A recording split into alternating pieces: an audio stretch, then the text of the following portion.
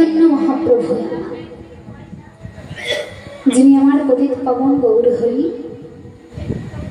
আজ নববিধা ভক্তিকে আশ্রয় করে আর সতী গর্ভসম্ভ ভেদ করে অবতীর্ণ হয়েছিলেন নদিয়ার ভক্তাকাশে। তিনি যে অবতীর্ণ হয়েছিলেন তার অনেক কারণ রয়েছে। প্রধান কারণ, গৌণ কারণ। প্রধান কারণ কি না? প্রধান কারণ হচ্ছে হরি নামামৃত আস্বাদন করা। তিনি এসে দেখলেন এই যে জগৎ জীব, কলিঘাত জীব, তাদেরকে উদ্ধার করা হবে কেমন করে? গোবিন্দ চরণে তাদের মুক্তি হবে কেমন করে? এই যে কলিঘাত জীব, তাদের ধৈর্য সহ্য তো অতি কম। তারা তো আর সেই সত্য ত্রেতা দাপরের মতন ধ্যান করতে পারবে না ভগবান প্রাপ্তির জন্য, যজ্ঞ আদি করতে পারবে না, পূজা অর্চনাতেও তাদের মন। কিন্তু তিনি হচ্ছেন জগৎ পিতা, আমার গৌর সুন্দর জগৎ পিতা। তাহলে পিতার কাজ কি? সন্তানকে সঠিক পথ, সঠিক মার্গদর্শন করানো। কি গো, তাই কাজ তো একজন বাবার কাজ, সন্তান যেন মানুষের মতন মানুষ হয়, জীবনে যেন তার একটা লক্ষ্য হয়, তাই তো? তাহলে যিনি জগৎ পিতা আমার গৌর সুন্দর, তার সন্তান আমরা সকলে। তাহলে এসে যখন দেখলেন আমি জগৎ পিতা হয়ে বসে রয়েছি, কিন্তু আমার যারা সন্তান তাদের জীবনে কোনো লক্ষ্য নেই, জীবনের কোনো উদ্দেশ্য নাই, তাই তিনি কি করলেন? এই সন্তানদের গোবিন্দ চরণে মুক্তি পাবানোর জন্য এক নিয়ে আসলেন সম্পদ। আর সম্পদ নিয়ে এসে বললেন, ওরে শোন, আয় আয়, দেখ তোদের জন্য প্রেম নিয়ে এসেছিলেন। দেখবেন বাবা, এই কলিহত জীবের মানুষ আর কিছু বুঝুক না বুঝুক, প্রেমের জন্য পাবে সে যে প্রেমী হোক। তাই গৌর সুন্দর আমার বুঝতে পেরে বলেন, আর কিছু নাই, তোদের জন্য তোরা যেটা ভালোবাসিস সেটাই নিয়ে এসেছি। এই দেখ দেখ, তোদের জন্য প্রেম নিয়ে এসেছি। এক কাজ কর, আয় আয়, আমার কাছ থেকে প্রেম গ্রহণ কর। আর শোন, যারা গ্রহণ করতে চাইবি না, আমি তাদেরকেও এই প্রেম জিজ্ঞে করব। তাই গৌর সুন্দর কি করলেন?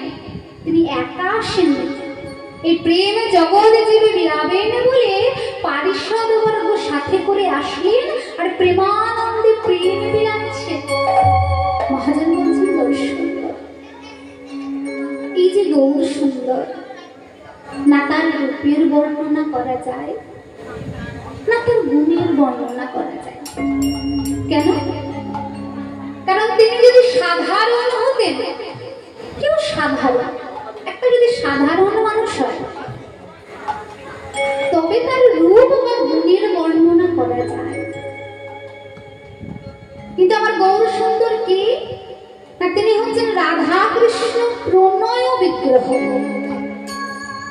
যে রাধা কৃষ্ণ প্রণয় বিগ্রহ, যার মধ্যে ভাব প্রেমে পরিপূর্ণ আছে, যার মধ্যে স্বর ঐশ্বর্য পরিপূর্ণ আছে, তাকে গুণের ব্যাখ্যা করা যায় না তার রূপের বর্ণনা করা যায়? এই দেখো, তবু এক রসিক ভক্ত যিনি সামনে থেকে গৌর সুন্দরকে দর্শন করেছিলেন, এক ঝলক দর্শন করেছিলেন, যখন গৌর হরি আমার হরি নাম করে পারিষদ বর্গকে সাথে করে চলেছেন, গৌর সুন্দর আমার চলেছেন সামনে সামনে হরি নাম গাইতে গাইতে, প্রেমানন্দে উচ্চৈঃস্বরে হরি নাম গাইছেন, আর গৌর সুন্দরের পেছনে রয়েছে সকল পারিষদ বর্গ। এদিকে কি হয়েছে জানেন? এক গোয়ালা প্রভাত কালে বের হয়েছে, তার দধি ভাণ্ডে দধি নিয়ে বিক্রয় করবে বলে। হরি বল হরি বল। কারণ গোয়ালা সেই দধি বিক্রয় করে তার সন্তান সংসার আদি জীবন নির্বাহ হয়। সেদিনে প্রভাতকালে বেরিয়েছে, কিন্তু তার একটাও দইয়ের ভাণ্ড বিক্রয় হয়নি বাবা। মনে মনে ভাবছে, হায় রে ভগবান, এই দইয়ের ভাণ্ড বিক্রয় হয়ে যেই অর্থটা আমি পাই, তাই দিয়ে আমার সন্তান স্ত্রী, আমার মাতা পিতার সংসার আদি জীবন চলে, আমার সংসার। আজ আমার একটাও দইয়ের ভাণ্ড বিক্রি হলো না, আজ আমার সংসারটা চলবে কেমন করে? আমি আমার সংসারী যারা রয়েছে তাদের মুখে খাবার তুলে দেবো কেমন করে, এই চিন্তা করছি। আর সূর্যের তাপে উত্তপ্ত হয়ে এক বৃক্ষের নিচে বসেছে, আর নয়নের জলে বক্ষ ভাসাচ্ছে। নয়নের জলে বক্ষ ভাসাতে ভাসাতে হঠাৎ তার কানে মৃদু মৃদু ধ্বনি এলো, কেউ মধুর হরিনাম গাইছে। এক ঝলকে দর্শন করে দেখে, হ্যাঁ তো, অদূরে এক গৌর বর্ণের যুবক মস্তক মণ্ডন করে মাথায় শিখা রেখেছে, আর দাদার সঙ্গে তিলক ধারণ করেছে, আর উচ্চ স্বরে হরিনাম গাইছে। কৃষ্ণ কেশব কৃষ্ণ কেশব কৃষ্ণ কেশব রাম রাম রাঘব রাম রাঘব রাম রাঘব। হরি বল হরি বল হরি বল। রাম রাম রাম রাম রাম কৃষ্ণ কেশব কৃষ্ণ কেশব হরি বল রাম রাম রাম রাম হরে কৃষ্ণ হরে কৃষ্ণ কৃষ্ণ কৃষ্ণ হরে হরে, হরে রাম হরে রাম রাম রাম হরে হরে। হরে কৃষ্ণ কৃষ্ণ কৃষ্ণ হরে হরে, হরে রাম রাম রাম হরে হরে। হরে কৃষ্ণ কৃষ্ণ কৃষ্ণ হরে হরে, হরে রাম রাম হরে হরে। আহা, কি মধুর হরিনাম গাইছে।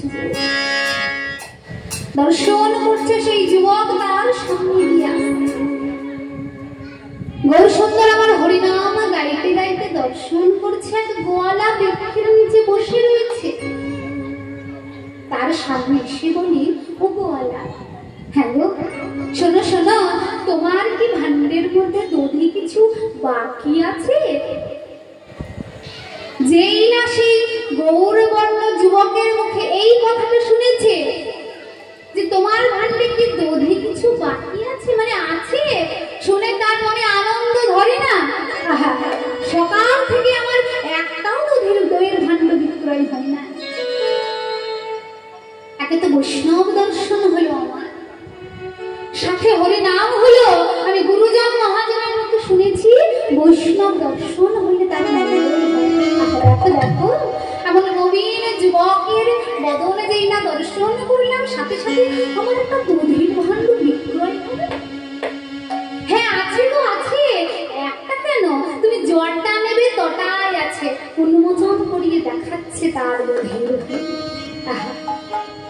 বৈষ্ণব বলে, ও বলা, বিলম্ব করো না, সেই প্রভাত কাল থেকে হরি নাম করে বেড়াচ্ছি, দেখো দেখো রবির কি দাম, আমার কণ্ঠ যে একেবারে শুকিয়ে গেছে। দাও দাও, তোমার কাছে যেসব দধির ভাণ্ড আছে সেগুলোর মধ্যে সব থেকে বড় যে কাটারিটা, ওইটা আমায় দাও। বলার ক্ষণমাত্র বিলম্ব না করে তার কাছে যেই বড় কাটারিটা আছে সেইটা যেই না গৌর সুন্দর হাতে তুলে দিয়েছে। গৌর সুন্দর সঙ্গে সঙ্গে তাকে বদনে দিয়ে একেবারে সেই অমৃত সুধা পান করা হয়ে গেছে। সেই ফাঁকা কাটারিটা সেই গোয়ালাকে আবার ফেরত দিয়ে আবার মধুর সুরে হরি নাম গাইছে। কৃষ্ণ কেশব কৃষ্ণ কেশব কৃষ্ণ কেশব রাম রাম রাম রাম হরি বল হরি বল হরি বল।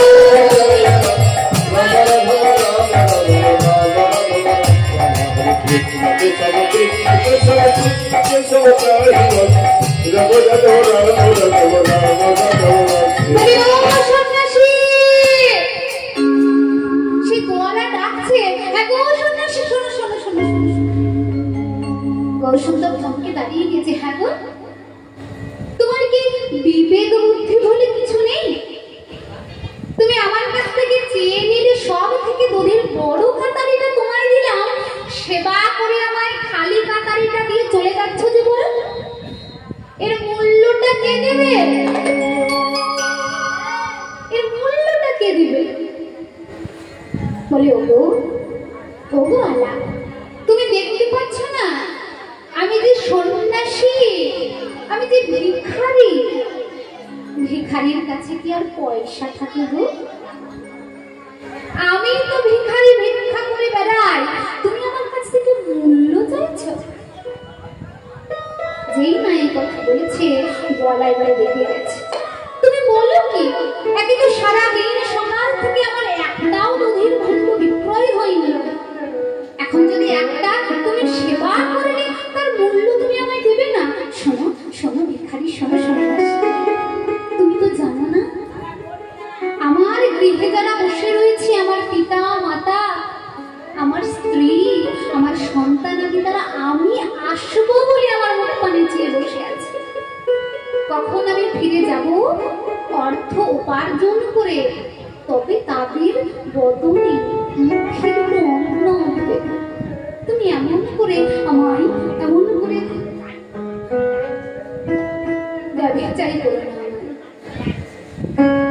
আমায় এমন করে মূল্য না দিয়ে বঞ্চিত করে তুমি চলে যেও না বেশ তাই যদি হয় শোনো আমি তোমায় বঞ্চিত করবো না এক কাজ করো আমার পেছনে ওই দেখো হরি নাম করতে করতে আমার যারা পারিষদ বর্গ তারা আসছে এক কাজ করো এই যে তোমার কাতারির যে মূল্য সেটা তুমি তাদের কাছ থেকে সঙ্গে সঙ্গে সেই গোয়ালা শ্রবণ করছি হ্যাঁ একদল পারিষদ বর্গ হরি নাম করতে করতে আসছে গোয়ালার বিলম্ব না করে বলে বেশ বেশ তাই হবে গৌরসুন্দর প্রেমানন্দ হরি নাম করতে করতে চলেছে আর গোয়ালা দর্শন করছে এক দল ভক্ত হরি নাম গাইতে গাইতে পেছনে পেছনে আসছে কি বলছে না বদন ভরে বলছে হরে কৃষ্ণ কৃষ্ণ কৃষ্ণ হরে হরে হরে রাম হরে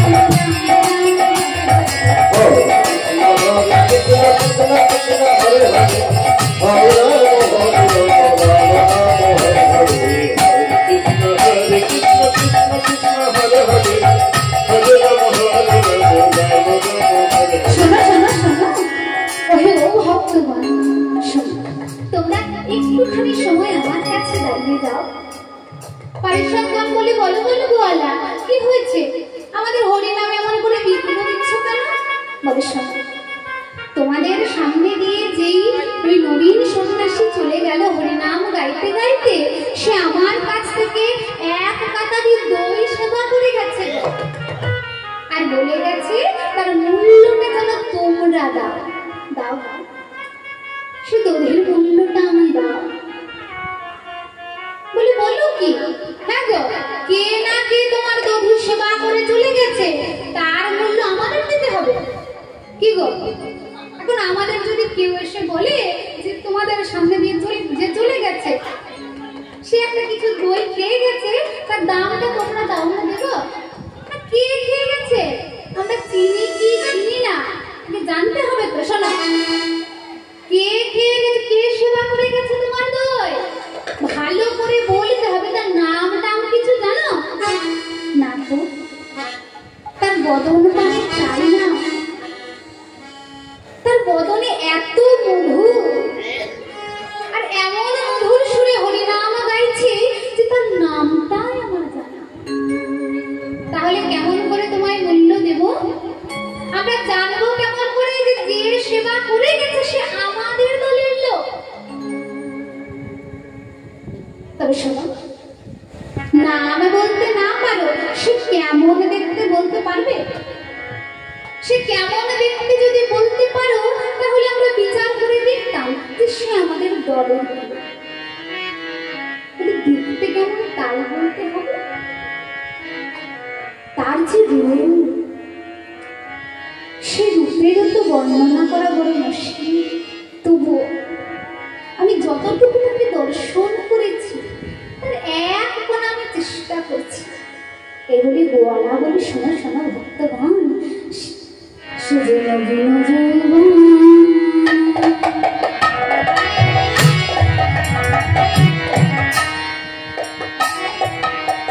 গলিত কাঞ্চনা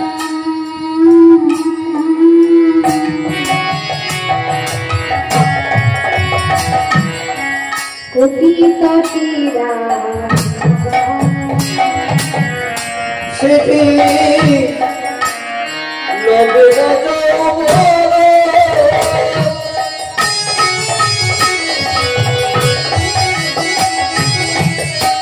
গলিত কাঞ্চনা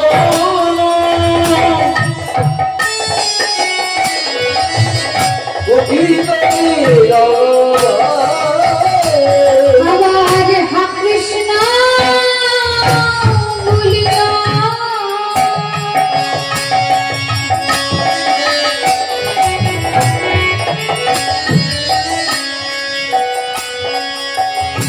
বাহু তুলিয়া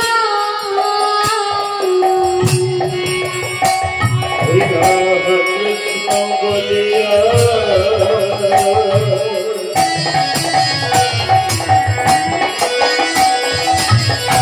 বাহু তুলিয়া সে যে নাচিয়া নাচিয়া যায় গো। সেটি নাচিয়া নাচিয়া যাইব নাচিয়া নাচিয়া শোনো শোনো, সে যে নাচা শোনা, সেটি কথা শোনা নাচা শোনা,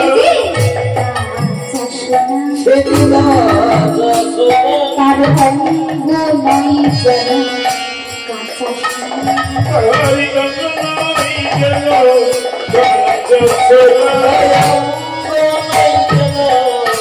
কথা শোনা সদাই কৃষ্ণ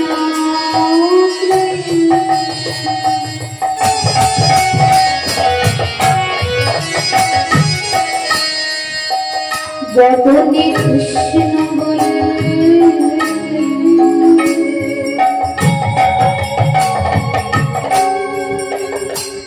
তার অঙ্গ নয় যেন কাঁচা সোনা। সেটি কৃষ্ণ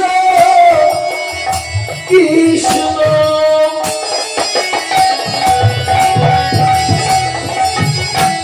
কৃষ্ণ বলে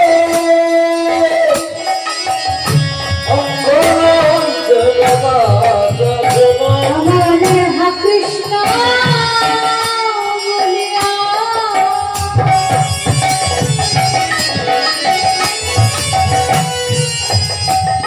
ওই দুবাহু তুলিয়া হরি কৃষ্ণ বলিয়া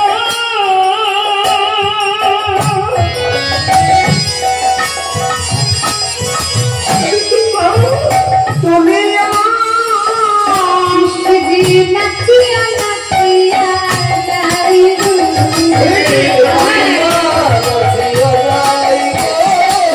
নাচিয়া নাচিয়া যাইব তাই দেখো গৌর সুন্দর দর্শনের বর্ণনা বলে, সে যে নবীন যৌবন, নবীন যৌবন এক যুবক গলিত কাঞ্চন, তার এমন অঙ্গ যারা গলিত কাঞ্চন একবারে পাকা সোনা। আর কি বলছে, বদন ভরে বলে হা কৃষ্ণ বলিয়া দুবাহু তুলিয়া প্রাণ ভরে নাচিয়া নাচিয়া যায়। সেই সুপুরুষ, সেই সন্ন্যাসী আমার কাছ থেকে একটা দলিল কথা গ্রহণ করেছে। কই দেখি দেখি তোমার কোন দলিল কাতারিটা সে সেবা করেছে, দেখবে? এই দেখো বলে যেই না অনুমোচন করেছে, দর্শন করে তার কাতারির ভক্তি যেমন দধি ছিল তেমন দধি আছে। হ্যাঁ গো গোয়ালা,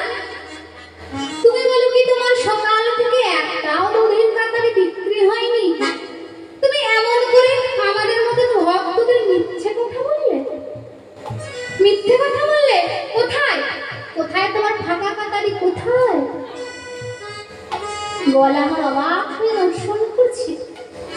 সেই নীল যৌবন, সেই জোয়াক যে আমার কাটারি এমন করে ফাঁকা করে সেবন করে গেল, সে কাটারিটা ভর্তি হলো কেমন করে? তবে কি আমি সাধুগুরু বৈষ্ণবের মুখে যা শুনেছিলাম এই কলিহত জীবকে উদ্ধার করবে বলে আমার ভগবান আমাদের মাঝে নেমে এসেছে, তবে কি সেই ভগবানকে আমি পেয়ে হারালাম? সেই ভগবান আমার সামনে আসলো, আমার তাকে আস্বাদন করানোর মতন দ্রব্য তাকে ভক্ষণ করালাম, তবু সেই ভগবান চিনতে পারলাম না। আমি যে পেয়েও তাকে হারালাম। তাই তিনি সেইখানে দাঁড়িয়ে বলেছিলেন, ওহে কলিহত জীব, তোমরা কেউ আমার মতন করে যেন গৌর সুন্দরকে পেয়ে হারিও না। যারা পায়নি তারা ভগবানকে পাবার জন্য ব্যাকুল হয়ে থাকে, তারা কাঙাল হয়ে থাকে। আর আমি কাকে পেয়েছি না? রাধা কৃষ্ণ প্রণয় বিগ্রহ, যিনি আমার প্রেমের মূর্তি, প্রেমের ঠাকুর আমার গৌর হরিকে পেয়েছি। সেই গৌর সুন্দরকে আমি এমন করে পেয়ে হারালাম, যার রসে গোটা ত্রিভুবন ভাসে। সেই রসিকনগর রসিকেন্দ্র চূড়ামণি আজ কি করেছেন না? ভক্তগণকে আস্বাদন করাবেন আর নিজে আস্বাদন করবেন বলে পুরবের এক ভাব প্রকাশ করেছে। আজ সুরধনের তীর বরাবর পারিষদবর্গকে হরিনাম করে চলেছেন, সাথে করে হঠাৎ করে যেই না সুরধনী দর্শন করল, অমনি তার সেই বৃন্দাবন স্মরণ হয়ে গেছে। আর বিলম্ব না করে পারিষদবর্গকে বলে, শোনো, আজ আমার বড় মনে স্বাদ জেগেছে, আমি নৌকায় চড়ে এই সুরধনীতে হরিনাম করে বেড়াবো। শোনো না গো, তোমরা কাজ করো, বিলম্ব না করে আমার একটা নৌকায় নিয়ে। ভগবান যেই না মুখ ফুটে চেয়েছেন, পারিষদবর্গ বিলম্ব না করে তাড়াতাড়ি করে সুরধনীর মাঝে একটা নৌকা নিয়ে। ভগবান আর বিলম্ব করলেন না, মনের স্বাদ পূরণ করবেন। শুধু মনের স্বাদ পূরণ নয়, জগৎ জীবকে প্রেম মিলাবেন, জগৎ জীবের বদন দিয়ে হরি নাম করাবেন, তাই তার ভাব প্রকাশ। বিলম্ব না করে আজ গদাধরের হাতখানা ধরে সেই নৌকায় চলে বসছে। মহাজন বলছেন, দর্শন করে কেব প্রিয় গদা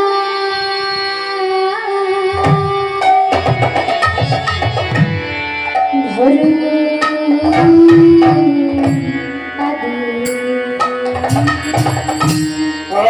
প্রিয় গদা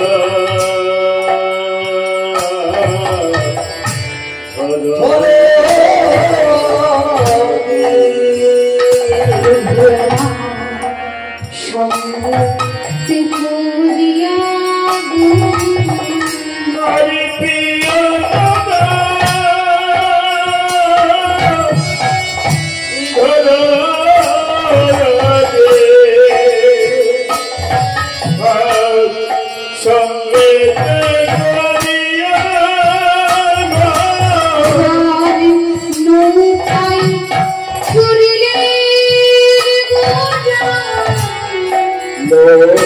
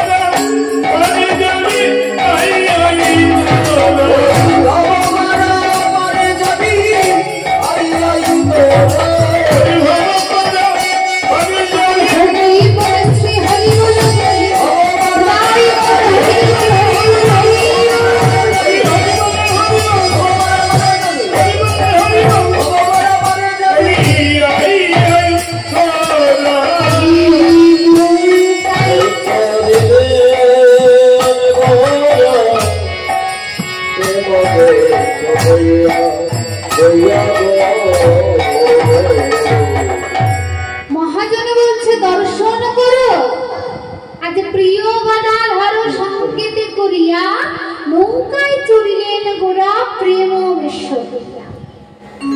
সকল পারিষদ বর্গ গৌর সুন্দরের সাথেই রয়েছে, কিন্তু গদাধরের হাতখানা ধরে ওই নৌকায় দুজনে একসঙ্গে চড়ে বসলেন। শুধু চড়ে বসলেন তাই নয়, একেবারে গদাধরকে পাশে নিয়ে বসেছে আমার গৌরহরি। কেন? রসিক ভক্ত বলে, কেন গদাধরকে হাতখানা ধরে পাশে নিয়ে বসেছে জানা? কারণ আমার গৌর সুন্দর হচ্ছে না ভাব নিধি গৌরহরি। তিনি কখনো কৃষ্ণ ভাবে ভাবিত হন, আবার কখনো রাধা ভাবে ভাবিত হন। আজ গৌরহরি আমার কৃষ্ণ ভাবে ভাবিত হয়েছে, আর সেই পুরাবলীলা নৌকা বিলাসের কথা মনে করেছে, তাই নিজে কৃষ্ণ আর গদাধরকে রাধা রানী ভাবছে। কারণ গদাধর এই কলিযুগে রাধা রানীর স্বরূপ মাধুর্যখানা নিয়ে এসেছিল। রাধা রানীর যে তিনখানা মাধুর্য, ভাব মাধুর্য, প্রেম মাধুর্য আর স্বরূপ মাধুর্য। ভগবান যখন রাধা রানীর কাছে চেয়েছিলেন, অপরাধে বিনোদিনী, আমি নদিয়ায় গিয়ে গৌর হয়ে প্রেম বিলাপ জগতে জীবে, দাও দাও তোমার মাধুর্য তিনখানা আমায় দাও। রাধা রানী বলেছিলেন, শোনো বধূ, তুমি না চাইতেই আমি তোমায় সব দিয়েছি, আজ চেয়েছো যখন দেব না তাই হয়। তবে শোনো, দেব বটে, আমি আমার ভাব মাধুর্য আর প্রেম মাধুর্য তোমায় দিলাম, কিন্তু স্বরূপ মাধুর্যটা আমি তোমায় দিতে পারবো না। কেন জানো? কারণ ওই স্বরূপ মাধুর্যটা নিয়ে আমি গদাধর হয়ে যাব, আর তুমি জগৎ জীবে কেমন করে প্রেম বিলাবে তা আমি দাঁড়িয়ে নিজের চোখে দর্শন করি। তাই সেই গদাধর রাধারানীর স্বরূপ মাধুর্য নিয়ে এসেছেন বলে গৌর সুন্দর আমার নিজের কৃষ্ণ ভাবে ভাবিত হয়ে গদাধরকে রাধা ভেবে গদাধরকে সেই নৌকায় চড়িয়ে বসেছে। মহাজন বলছে, দর্শন করো, সেই নৌকায় আজ কান্ডারি কি হয়েছে না গৌর সুন্দর নিজে কান্ডারি হয়েছেন, আর নদিয়ার সকল নাগর নাগরিককে ডেকে বলে, শোনো শোনো, আজ আমার এই নৌকায় চড়ে যারা পার হবে তাদের কারোর পাড়ের কোনো কড়ি লাগবে না। আমার গৌর সুন্দরের সময়, সেই সময় এত সাইকেল বাস ট্রেন ছিল না, পায়ে হাঁটা পথ ছিল। যদি সাইকেল বাস ট্রেন থাকতো তাহলে গৌর সুন্দর এই পারিষদ বর্গকে নিয়ে পায়ে হেঁটে কি পথব্রজে পরিভ্রমণ করতো? তাহলে যে কোনো যানবাহনে চড়ে পরিভ্রমণ করতে পারত। সেই সময় দ্রুত যাতায়াতের একমাত্র মাধ্যম ছিল এই নৌকা। তাই যেই না গৌর সুন্দরের মুখে শুনেছে গোটা নদিয়ার নাগর নাগরী, তারা ছুটতে ছুটতে চলে এসেছে, আহা আজকে নৌকায় করে সুরধনী পার হলে কোনো ভয় লাগবে না, চলো চলো আমাদের সকলের নিজেদের প্রয়োজনগুলো ওই পার থেকে মিটিয়ে আসে। সকলে এসে সেই নৌকায় চলেছে। গৌর সুন্দর বলে, শোনো, পার করতে গেলে কড়ি নেব না বলেছি, কিন্তু তার বদলে আর একটা জিনিস যে আমার চাই। বলো কি? তুমি বললে পার হতে কড়ি নেব না, পয়সা করে কিছু লাগবে না, সেই জন্য আমরা এসেছি।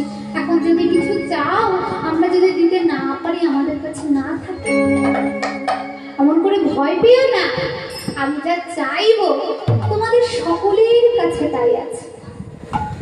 কি চাই? কি চাইবো জানো? এই যে আমার ভক্তগণ হরিগান গাইছে, কীর্তন করছে, কিছু না, তুমি তাদের সাথে তোমরা সবাই মিলে একবার কৃষ্ণ বলো, কৃষ্ণ বলো, কৃষ্ণ বলো। কিন্তু এই কলিহত জীবের এমন দশা, পারিষদ বলছে, রসিক ভক্ত বলে দর্শন করো, যারা সারা জীবনে একবার হরি বলেনি, নৌকায় চড়েও তাদের বদন দিয়ে হরি বেরোচ্ছে। ভগবান আগে প্রতিশ্রুতি নিয়েছে, যারা বদন ভরে একবার হরি বল বলেনি, তাদেরকে আজ বদন দিয়ে আমি হরি বলাবো, আমি হরি বলাবো। তাই বিলম্ব না করে আজ গৌর সুন্দর কি করেছে? নিজে কান্ডারি হয়ে বসেছে। আজ আপনি কান্ডারি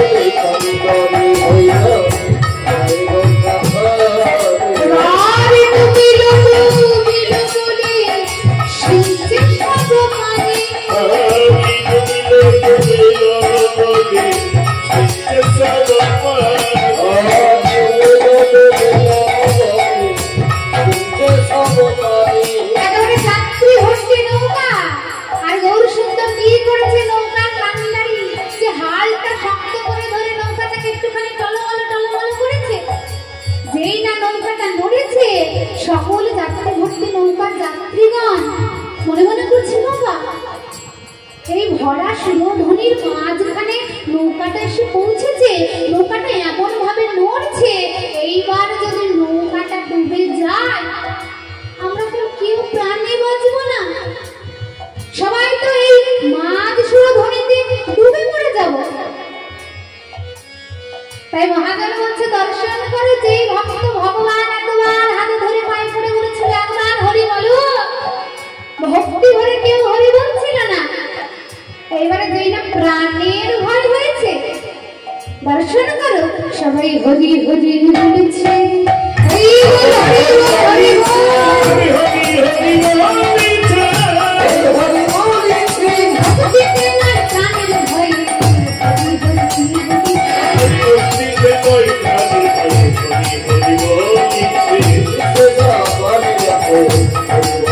বলেছে ভক্তিতে কই প্রাণের ভয় হরি হরি বলেছে ভক্তিতে নয় প্রাণের ভয়ে।